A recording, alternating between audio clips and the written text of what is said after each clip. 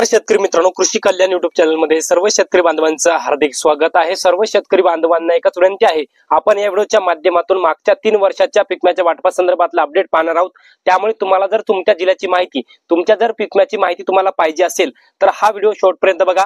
मागच्या 3 वर्षाच्या पीक विम्याचा वाटपाचा अपडेट मी तुम्हाला सांगणार आहे। तुम्हाला आतापर्यंत किती रुपये पीक विमा मिळाला आणि इथून पुढे किती रुपये पीक विमा मिळणार आहे, ती रक्कम कुठे बघायची, हे संपूर्ण अपडेट बघण्याचा प्रयत्न करणार आहोत। आणि हा दुसऱ्या टप्प्यातला 7,500 कोटीचा पीक विमा कधीपासून तुमच्या खात्यामध्ये वाटप होणार, या संदर्भातही या प्रश्नाचं उत्तर आपण घेण्याचा प्रयत्न करणार आहोत। तर नमस्कार, मी ज्ञानेश्वर सवंडकर स्वागत करतो कृषी कल्याण युट्यूब चॅनल मध्ये। सर्वांना एकच विनंती आहे, व्हिडिओ शेवटपर्यंत बघा। तर मित्रांनो, चला तर व्हिडिओला सुरुवात करूया। तर मित्रांनो, खरीप हंगाम 2020, खरीप हंगाम 2021, 22, 23 आणि 24 या मागच्या 4ही वर्षातल्या पीक विम्याच्या वाटपाचा अपडेट, नवीन अपडेट आलेला आहे। याद्या अपडेट झालेल्या आहेत, जे PMFBY वर दाखवत आहे त्यामध्ये शेतकऱ्यांना समजत नाही। आता मी तुम्हाला या व्हिडिओच्या माध्यमातून समजून सांगणार आहे। तर मित्रांनो, केंद्रीय कृषी मंत्री शिवराज सिंह चौहान यांनी स्पष्टपणे सांगितलं आहे की एकूण देशाला दुसऱ्या टप्प्यामध्ये 7,500 कोटीचा पीक विमा मिळणार आणि त्यापैकी महाराष्ट्राला 1800 ते 2000 कोटीचा पीक विमा एकंदरीत 25 ते 30 लाख शेतकऱ्यांच्या बँक खात्यामध्ये जमा होणार आहे, अशी माहिती सांगलेली आहे। याच्यामध्ये राज्यातले सगळे जिल्हे, म्हणजे आपण पाहतोय मराठवाड्यातले 8 जिल्हे, विदर्भातले 5 जिल्हे, पूर्व विदर्भातले 8 जिल्हे, दक्षिण महाराष्ट्र, उत्तर महाराष्ट्र, म्हणजे सगळ्या शेतकऱ्यांसाठी हे अपडेट आहे आणि आनंदाचा अपडेट आहे। मित्रांनो, आपण पाहतोय खरीप हंगाम 2020 चा मोठ्या प्रमाणामध्ये शेतकऱ्यांना पीक विमा मिळाला, परंतु काही शेतकऱ्यांना लोकलाइज मिळाला, काही शेतकऱ्यांना कापणी अंतर्गत, काढणी अंतर्गतच्या अहवालानुसार मिळाला नाही। मग त्या याच्यामध्ये शेतकऱ्यांना दाखवत आहे, आता मी काही स्क्रीनवर काही तुम्हाला ते दाखवतो। आता या साईडला तुम्हाला काय दिसतंय, एका साईडला तुम्हाला इतकी रक्कम आलेली आहे, म्हणजे 5,000, 10,000, आणि तुमची देय रक्कम म्हणजे अजून किती तुमची रक्कम देणं बाकी आहे ते या साईडला दाखवत आहे। या साईडला तुम्ही पाहू शकता ती रक्कम आहे, तर ती रक्कम तुम्हाला ती त्या ठिकाणी दिसत आहे। आता जी रक्कम तुमच्या खात्यामध्ये जमा झालेली ऑलरेडी ती 2020-21 ला किंवा ज्या वर्षी तुम्ही पीक विमा भरला होता त्या वर्षी ती जमा झालेली, परंतु या साईडची जी रक्कम आहे, एका साईडची ती देय बाकी कॉलम जे आहे दुसऱ्यातला बाकी रक्कम तुमची बॅलन्स, ते रक्कम तुमच्या खात्यामध्ये आता येणार आहे। ती रक्कम तुमच्या खात्यामध्ये, तेवढी रक्कम तुमच्या खात्यामध्ये येणार आहे। आता शेतकऱ्याचा विविध प्रकारे नुकसान झालेलं, त्या पद्धतीने तुमची रक्कम सरकार विमा कंपनीने ठरवलेली आहे।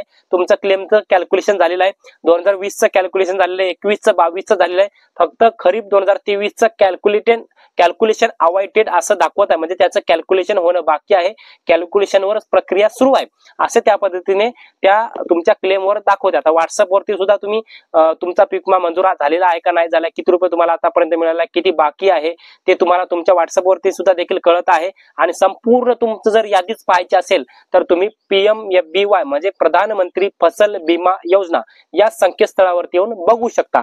आता याच्यामध्ये मित्रांनो, सर्वात जास्त पीक विमा मराठवाडा विदर्भातल्या शेतकऱ्यांना मिळणार आहे। सोयाबीन, कापूस, तूर, मूग, उडीद आणि खरीपाची ज्वारी या सर्व पिकासाठी हा शेतकऱ्यांच्या बँक खात्यामध्ये पीक विमा जमा होणार आहे।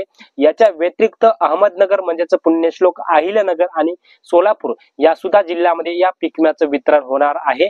परंतु आता त्याच्यामध्ये जे आपण आता जे स्टेटस दाखवलं, जे तुम्हाला मी स्क्रीनशॉट दाखवले, त्याच्यामध्ये तुमच्या अकाउंटला किती रुपये जमा रक्कम येणार आहे ते तुमच्या PMFBY तुमच्या व्हॉट्सअप वरून तुम्ही चेक केल्यावर तिथं दिसतं। परंतु त्याच्यामध्ये एक साईडला येतोय की बाबा गव्हर्नमेंट म्हणजे राज्य सरकारचं अनुदान विमा कंपनीला मिळालं नाही, त्यामुळे ही रक्कम तुमच्या खात्यामध्ये येणं बाकी आहे। त्यामुळे त्याचा अर्थ असा होतो की जोपर्यंत राज्य सरकारचं राज्य हिस्सा अनुदान विमा कंपन्यांना मिळत नाही, तोपर्यंत ही जी रक्कम आहे तुमच्या खात्यामध्ये येणार नाही, असं विमा कंपनीच्या माध्यमातून शेतकऱ्यांना त्या स्टेटस मध्ये दाखवलं जात आहे। त्यामुळे त्या शेतकऱ्यांच्या मनामध्ये संभ्रम आहे, मग आता हा पीक विमा आम्हाला येणार नाही का, रक्कम तर दाखवत आहे, मग हा पीक विमा आम्हाला येणार नाही का? तर पण तसं नाही, केंद्रीय कृषी मंत्री शिवराज सिंह चौहान यांनी स्पष्टपणे सांगितलं आहे की दुसऱ्या टप्प्यामध्ये आम्ही 7,500 कोटीचा पीक विमा वाटप करत आहोत। आणि पहिल्या टप्प्यामध्ये त्यांनी एकूण महाराष्ट्राला जवळपास एकंदरीत देशामध्ये 3,900 कोटी वाटप झाले, त्याच्यापैकी महाराष्ट्राला 921 कोटी रुपये वाटप झाले। आणि हा खरीप आणि रब्बी 2024 चा पीक विमा होता, 11 ऑगस्ट पासून ते वितरित झाले। परंतु याच्यामध्ये आपण पाहतोय अजूनही एकूण 1800 ते 2000 कोटी रुपये महाराष्ट्राला मिळण्याची शक्यता आहे। आणि 2020, 21, 22, 23, 24 आणि जे 24 पर्यंतचा जो पीक विमा शेतकऱ्यांचा थकीत होता, क्लेमचं कॅल्क्युलेशन झालेलं आहे, रक्कम दाखवत आहे, परंतु ती बॅलन्स दाखवत आहे, ती रक्कम तिच्या शेतकऱ्याच्या खात्यामध्ये आली नाही। आणि न येण्याचं कारण म्हणजे राज्य सरकारचं अनुदान बाकी आहे असं विमा कंपनीचं म्हणणं आहे। यावरून मित्रांनो ही माहिती मी तुम्हाला आता स्पष्टपणे देण्याचा प्रयत्न केलेला आहे। प्रधानमंत्री फसल बीमा योजना या साईटवरती जा, तुमचा आधार नंबर टाका, तुमचा मोबाईल नंबर टाका, OTP व्हेरिफिकेशन करा, नंतर तुमचं 22-23 कोणती जी माहिती पाहिजे तुम्हाला दिसते एकूण रक्कम जी जिथं पेड जिथं लाल कलरचं बटन येते तिथं दाबा, तिथं दाबल्याच्या नंतर तुमची सगळी यादी लुकलाइज असेल जे असेल ते सगळं टोटल यादी येईल। यादीवर तुम्हाला किती रुपये मिळाले एका कॉलम मध्ये दाखवते, तुम्हाला येणार किती एका कॉलम मध्ये दाखवतंय, आणि क्लेम तुमचा अजूनही पेंडिंग आहे का ते सुद्धा दाखवते। ही संपूर्ण प्रोसेस त्याच्यावरती दाखवते। काही शेतकऱ्यांच्या मनामध्ये याच्या संदर्भामध्ये संभ्रम होते, ते संभ्रम या व्हिडिओच्या माध्यमातून दूर झाले असं मी ग्राह्य धरतो। आणि अजूनही तुमचे संभ्रम दूर झाले नसतील तर कमेंट करा, कमेंटच्या माध्यमातून अजून एक नवीन व्हिडिओ त्या संदर्भामध्ये आपण बनवण्याचा प्रयत्न करूया। तर मित्रांनो या माहितीचं मी तुर्तास इथेच थांबतो। तोपर्यंत आपल्या सर्वांचे मनापासून धन्यवाद।